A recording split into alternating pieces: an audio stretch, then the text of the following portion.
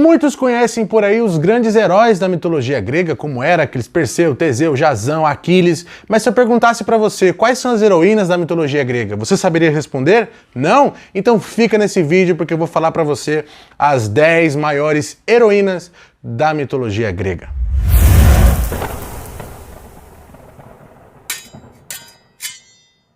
Hoje é dia de cultura, e se você gosta de histórias de heróis e de heroínas da antiguidade, das mitologias, inclusive da história da humanidade, já se inscreve no canal e aciona o sininho para não perder nenhum vídeo. E vamos lá, as 10 maiores heroínas da mitologia grega. Na mitologia grega, no caso feminino, existem dois tipos de heroínas. Existem as heroínas decadentes e trágicas, e também existem as heroínas épicas. Comecemos então com as heroínas decadentes ou trágicas.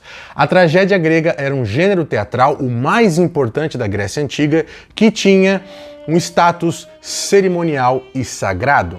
O objetivo da tragédia grega não era entretenimento, o objetivo era causar a catarse. Catarse era a purificação interior daquela pessoa que assistia. E digo mais, não assistia, participava. Porque aquelas pessoas que estavam ali assistindo a tragédia grega estavam também participando. E a dor, a tragédia era tão grande e tão forte que causava uma limpeza por dentro, e isso era a catarse. Por isso, talvez as heroínas decadentes, no caso, nem sempre agem de uma maneira tão moral, mas elas mostram os defeitos de uma maneira tão forte, um sofrimento tão grande por possuir esses defeitos, que tanto a protagonista da tragédia quanto nós que estamos acompanhando temos essa limpeza interna desse defeito que apresenta a heroína decadente. Em 10º lugar, então, entre as heroínas decadentes, nós temos Níobe. Níobe é a grande mãe. Mãe de 14 filhos, ela começou a se achar tanto que falou que era melhor que a deusa mãe de Apolo e de Ártemis, dizendo que essa mãe só teve 2 filhos, enquanto ela teve 14. Isso enfureceu tanto a deusa, essa arrogância, que ela fez com que Apolo e Ártemis matassem os seus filhos. A tragédia tem seu ápice no momento em que a mãe, chorando pelos corpos dos seus filhos ali no chão, Zeus se compadece e transforma ela numa pedra, que pela dor tão grande da mãe, chora até os dias de hoje. Em 9º lugar, nós temos Electra. Electra, filha de Agamenon, tem um destino trágico quando vê seu pai sendo morto pela sua própria mãe, junto com seu padrasto. Então ela, afastada da nobreza, junta-se ao seu irmão Orestes para vingar o seu pai, matando o seu padrasto e a sua mãe. A tragédia mostra a relação que Electra tem em carregar os defeitos de seus ancestrais e fazer uma limpeza de toda essa dor que ela carregava de um problema que não necessariamente era só dela, mas era de toda a sua família, em gerações inclusive anteriores a Agamenon e Clitemnestra, que é o nome da sua mãe. Em 8º lugar, nós temos a heroína decadente Medeia. Medeia, apaixonada por Jasão, aquele herói que tinha que ir lá buscar o velocino de ouro, ela entrega a sua pátria, entrega seu pai, inclusive mata seu irmão para ajudar Jasão. Ela entrega todo o seu coração e seu amor a ele, inclusive dando a ele 2 filhos, mas quando Jasão volta para sua casa, se apaixona por uma princesa, abandona Medeia. Então Medeia, nessa situação de tristeza, ela se vinga de Jasão, matando a sua atual esposa e depois matando os seus próprios filhos, para deixar Jasão numa tristeza profunda. A história de Medeia fala de como lidar com essa questão de você ter entregue tudo a uma pessoa que a atrai. Acabamos aqui as heroínas decadentes e falaremos agora só das trágicas, que apesar de viverem uma tragédia, ainda mantêm os valores morais ainda elevados. A peça As Troianas, de Eurípides, traduzida também por Sêneca, fala de Cassandra, Écuba e Andrômaca, que são as principais troianas da história de Homero. Écuba, esposa de Príamo, Cassandra, a irmã mais velha dos filhos, e Andrômaca, a esposa de Heitor, vendo todo o saque dos gregos, no momento que os gregos já saem do cavalo de Troia e começam a destruir tudo de uma maneira tão exagerada, tão bárbara, que enfurece inclusive a própria deusa Atena, dificultando o retorno deles para casa depois, mostra a visão dessas mulheres que, mantendo os altos valores troianos, desafiando os gregos nesse momento tão triste, veem a decadência de todo o seu reinado, de todo o seu legado. Inclusive, um momento muito triste é quando Andrômaca, a esposa de Heitor, vê o filho de Aquiles, que já era mais velho, jogando o bebê, filho de Heitor, pela beirada das muralhas de Troia. Uma maneira cruel de acabar e arrasar com o coração de uma mãe que já havia perdido seu marido de uma forma também bem dolorosa. A peça As Troianas mostra a importância de manter esses valores que elas tinham mesmo numa decadência tão profunda e tão triste como era esse final violento da Guerra de Troia. Em sexto lugar, nós temos a heroína mais famosa da tragédia grega, Antígona, que, depois de ter perdido o irmão numa batalha, o rei Creonte proíbe que o seu irmão seja enterrado, deixando que a sua alma vagasse perdida eternamente. Então, Antígona desobedece às ordens do rei Creonte e enterra o seu irmão. O fantástico diálogo que tem entre Antígona e o rei Creonte são usados até os dias de hoje nas aulas de direito, pois Creonte a desafia falando que a lei dele era que o irmão não deveria ser enterrado, enquanto que ela disse que a lei dos deuses era mais importante que a lei de um tirano. É claro que Antígona morre por amor ao seu irmão, mas ambos são enterrados, mantendo seus costumes religiosos intactos. E agora nós entramos nas heroínas épicas, ou seja, aquelas mulheres que possuem arete. É aquela excelência heróica divina que é comum aos heróis ou aos homens e mulheres de grande valor. Quase todas fazem parte do ciclo épico de Homero, que são livros infelizmente perdidos. Mas nós conhecemos a história através de críticos, como o próprio Aristóteles, que fala das obras perdidas de Homero. Em quinto lugar, nós temos a semideusa, filha do deus Ares, com a rainha das Amazonas, Hipólita. Hipólita foi a principal rainha das Amazonas, herdando a função de sua mãe, estabelecendo um grande reinado e um grande império das Amazonas que fez a diferença aí por toda a Grécia por muitos anos. A história mais famosa de Hipólita é referente ao seu cinto, que ela tinha recebido do deus Ares, que tinha entregue a ela como símbolo do seu poder e autoridade sobre as Amazonas. A filha do rei Euristeu queria esse cinto, então Euristeu manda Hércules, que era obrigado a seguir as ordens de Euristeu, pegar esse cinto de Hipólita. E Hércules vai falar com Hipólita, que coincidentemente se apaixona por ele e obviamente entrega o cinto por vontade própria. E a deusa Hera, com raiva, enfeitiça as Amazonas para pensarem que Hércules na verdade as estava traindo. Então as Amazonas enfrentam Hércules e infelizmente Hércules tem que pegar o cinto à força. Mas a história mais famosa de Hipólita talvez seja a luta dela contra o rei de Atenas, Teseu, que inclusive se apaixonam e tem um filho chamado Hipólito. Mas a rainha das Amazonas é traída por Teseu e no casamento com a sua outra esposa, Hipólita leva lá as Amazonas e causa uma guerra contra Teseu. Infelizmente, ela é morta por uma de suas irmãs, também filha de Ares, nessa guerra acidentalmente. Hipólita, rainha das Amazonas, é uma das mais famosas nos dias de hoje porque ela faz parte da cultura pop, como mãe da Mulher Maravilha. Em quarto lugar, nós temos Helena. Sim, a Helena de Troia, ou melhor dizendo, Helena de Esparta. Mas já vamos esclarecer algumas coisas. Primeiro, Helena era uma semideusa, não era uma mulher comum. Ela era filha de Zeus, o mesmo nível de Hércules. Filha de Zeus com a rainha de Esparta, Leda. Zeus se faz na forma de um cisne e possui Leda, e dessa união nasce Helena e também seus outros irmãos. Mas no caso de Helena, ela era a princesa de Esparta. Era uma princesa que tinha um sentido de dever muito forte. Afinal de contas, as mulheres espartanas eram educadas para reinar. Já que na tradição espartana se sabia que os homens teriam que ser preparados para defender Esparta, para proteger Esparta, entre outras coisas, as mulheres deveriam ser preparadas então para manter intacto esse reino, para protegê-lo, reinando-o. Isso inclusive vai ser intensificado por Licurgo muitos séculos depois. O sentido de dever de Helena é tão forte que quando ela é raptada por Teseu, quando jovem, o rei de Esparta, ela se recusa a se casar com ele e retorna salva pelos seus irmãos Castor e Pólux para Esparta, para ela escolher, segundo a ordem de seu pai, o próximo rei de Esparta. E então vem 99 pretendentes querendo a mão de Helena. Entre eles, quase todos os gregos que estavam depois na guerra da Ilíada. Com o medo que esses pretendentes entrassem em guerra ali naquele momento, o pai de Helena pede ajuda a Odisseu, o herói mais astuto da Grécia, para saber como evitar uma guerra entre os próprios gregos pela mão de Helena. E Odisseu diz a todos os pretendentes que só poderia ficar ali e concorrer à mão de Helena aquele que jurasse defender a união de Helena com aquele que ela e o seu pai escolhessem. Uma coisa importante dizer também para aqueles que pensam que a guerra foi só por causa de uma simples mulher, que além de ela ser semideusa, o nome Helena tem vários símbolos, tá? Os próprios gregos são da Hélade, e de Elas, que é o nome da Grécia em grego. Então, apesar de muitos falarem que é só uma coincidência, muitas pessoas falam que é um símbolo de que Helena representa essa essência civilizatória que geraria a próxima grande civilização, liderados ou por Troia ou por Grécia.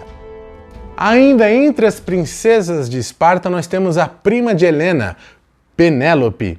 Quando Odisseu ajudou os pretendentes a se equilibrarem para não entrarem em guerra, então Menelau ser escolhido por Helena, oficialmente, a prima de Helena estava ali e quando a viu, Odisseu se apaixonou na hora. Inclusive, ele pede a mão de Penélope, que aceita, e então se torna a rainha de Ítaca, o reino de Odisseu. E Penélope, obviamente, é o nosso terceiro lugar, porque ela manteve uma fidelidade heróica. Odisseu protagoniza o retorno mais difícil para casa depois da Grande Guerra.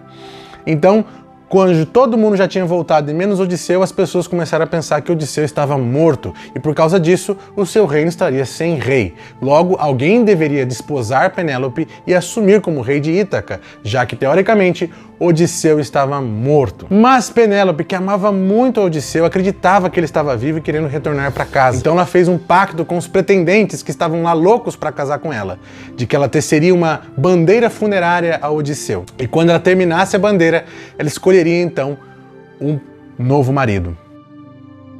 Só que, para dar tempo a Odisseu para voltar para casa, ela de dia tecia essa bandeira e de noite ela desfiava, para garantir que desse tempo de Odisseu retornar.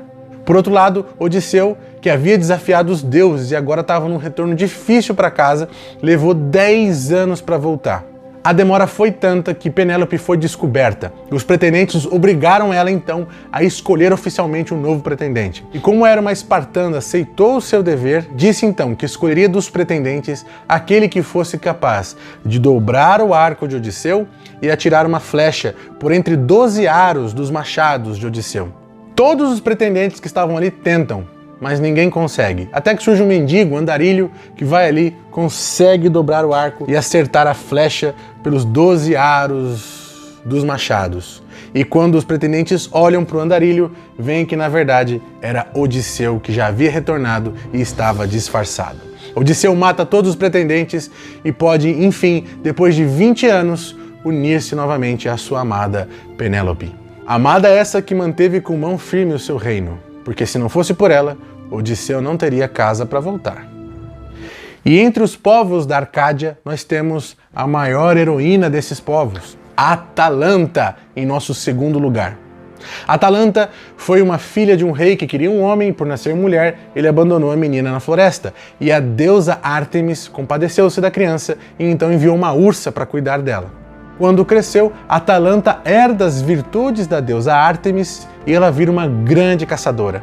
Com seu poder, ela enfrenta os centauros Écio e Ílio ao mesmo tempo e vence e mata os dois. Ela liberta os povos da Beócia, que faz com que ela seja também uma heroína da Beócia, de um tirano que havia lá. E de quebra, ela ainda mata o javali de Calidônio, numa caça que vários homens estavam tentando fazer e ninguém conseguia. Mas ela era tão forte, tão poderosa, que nos jogos fúnebres em homenagem ao rei Pélias, ela enfrentou na luta de Pancrácio o herói Peleu, o pai de Aquiles, e ela venceu esse herói. Ela foi a única mulher que participou da expedição dos Argonautas, lideradas por Jasão, em busca do Velocino de Ouro. Em outras versões eles tiraram ela, mas nas versões mais antigas, Atalanta está lá. Não é só Medeia, tem Atalanta também, e na verdade ela foi de muita valia para Jasão. O próprio deus Ares se apaixona por Atalanta e tem um filho com ela, chamado Partenopeu, que inclusive esse filho de Ares e de Atalanta, é um dos 7 guerreiros que enfrentaram os tebanos, numa outra tragédia grega muito famosa. Como ela tinha uma beleza excepcional como a própria deusa Ártemis, vários homens pediam a mão dela em casamento. E ela, que já estava de saco cheio de tanta gente pedir, ela falou que só ia desposar aquele homem que vencesse ela numa corrida. E, caso não vencesse, ela mataria. Ela fala isso porque daí ela achou que os homens não iam ficar ali mais enchendo o saco, mas não foi o caso. Então, vários homens começaram a vir disputar a mão dela contra ela mesma. E depois de tantas aventuras, um homem pede ajuda para Afrodite para poder vencer a Atalanta numa corrida, que entrega 3 maçãs para ele e ele então vai jogando as maçãs no caminho e a Atalanta vai parando para pegar as maçãs, porque na verdade ela havia se apaixonado por esse cara e se casa com ele. Infelizmente o final de Atalanta é um pouco trágico, porque ela ofende Zeus. Ela ofende o templo de Zeus e este transforma ela e o seu marido em um casal de leões. Atalanta poderia muito bem estar em primeiro lugar, afinal de contas é uma das maiores heroínas da mitologia grega, e ela se encontra no top 10 maiores heróis da mitologia grega, competindo aí com Hércules, Teseu e Perseu. Mas o nosso primeiro lugar ficou talvez para aquela que mais fez diferença enfrentando o próprio Aquiles. Sim, nós vamos falar agora da Amazona, irmã de Hipólita, filha do deus Ares, Pentesileia. Depois da morte de Heitor, em que os troianos ficam sem um grande herói para defendê-los, Príamo pede ajuda às Amazonas, que na sua juventude Príamo havia ajudado elas contra os frígios numa guerra anterior. Então as Amazonas enviam 13 guerreiras, a rainha Amazona com mais 12 guerreiras para ajudá-lo.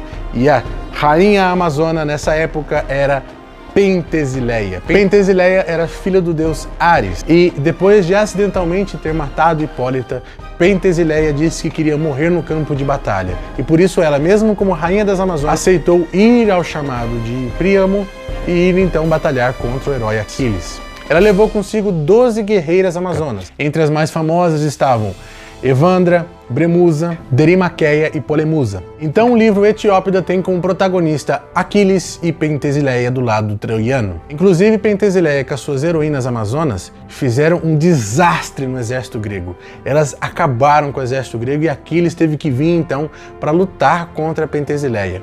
E eles lutaram em várias situações diferentes, porque ela era tão boa quanto Aquiles. Afinal de contas, Aquiles era filho de Tétis e Pentesileia era filha de Ares. Então a luta era muito equilibrada. Existem versões, inclusive, que Aquiles foi morto por Pentesileia e aí a deusa Tétis teve que ir lá e pedir para Zeus ressuscitar Aquiles. Em outras versões, a mãe Tétis tem que entrar na batalha e tirar o filho, porque senão ele seria vencido pela filha de Ares. Aquiles se apaixona por Pentesileia, é claro. Em algumas versões, Pentesileia também se apaixona por Aquiles e antes da batalha final, eles se unem e tem um filho chamado Caistro. De qualquer forma, a luta entre Pentesileia e Aquiles é muito difícil, muito mais equilibrada que foi a luta de Heitor e, num momento complicado, Aquiles acaba matando Pentesileia oficialmente. Eu digo que são versões porque o livro Etiópida, como já mencionei no nosso vídeo anterior, foi perdido. Então a gente só tem fragmentos, não sabemos a história completa e oficial. Então pode ser que Aquiles não tenha sido morto por Pentesileia, mas ou ele foi morto por ela e ressuscitado pela mãe, ou a mãe de Aquiles teve que ir lá e tirar Aquiles da batalha, porque Pentesileia era uma baita guerreira. Mas nesse mesmo livro Etiópida, depois que Aquiles mata Pentesileia, ele estava tão apaixonado por ela que ele deve entrar numa peregrinação de purificação, porque ele não conseguia guerrear mais com essa sensação de tristeza por ter matado alguém que ele amava. Quando ele retorna para a guerra, ele é morto por uma flecha de Paris conduzida por Apolo que acerta o seu calcanhar, que era o seu ponto fraco.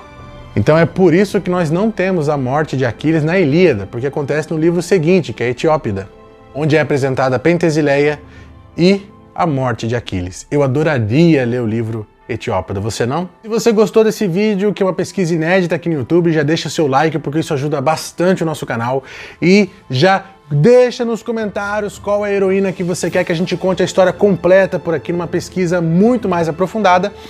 E já compartilhe com seu amigo ou amiga que precisa conhecer esses grandes referenciais de heroísmo que nós temos na antiguidade grega, especialmente essas heroínas. E lembrem-se, ser herói e ser uma heroína é uma escolha.